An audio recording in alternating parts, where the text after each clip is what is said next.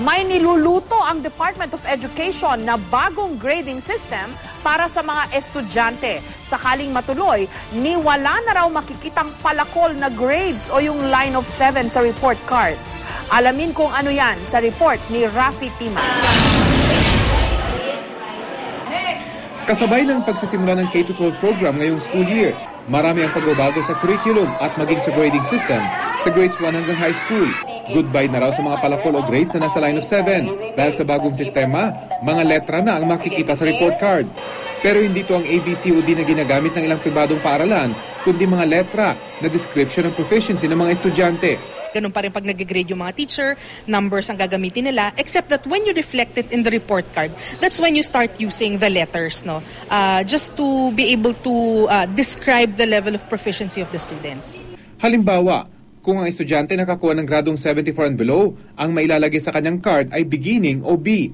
Para sa 75 hanggang 79 ang grado, categorized na developing o D. Para naman sa gradong 80 hanggang 84, approaching proficiency o AP.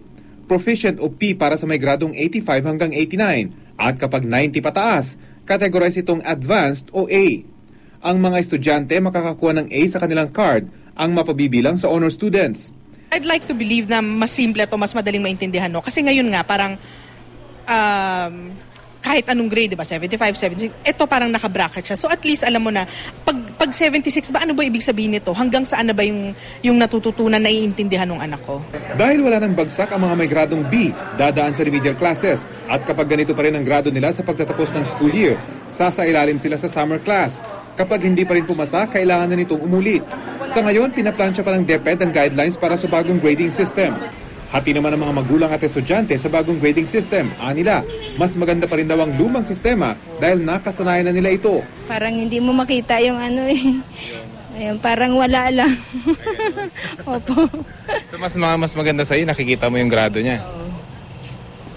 Pero yung sa mga bagsak, yun. Mas gusto nila yan. Para mas para hindi nakakahiya. Parang malinaw kasi tingnan sa sa report. Ang iba naman nagsasabing mas maganda ang bagong sistema dahil mas malinaw ang level ng estudyante at hindi na makikita ang aktual na grade nito.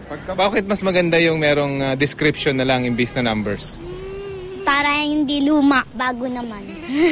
Makabago. Nagagalit mama mo sa grades mo? Oo. So mas maganda hindi na niya nakikita yung grado mo? Rafi Tima, GMA News.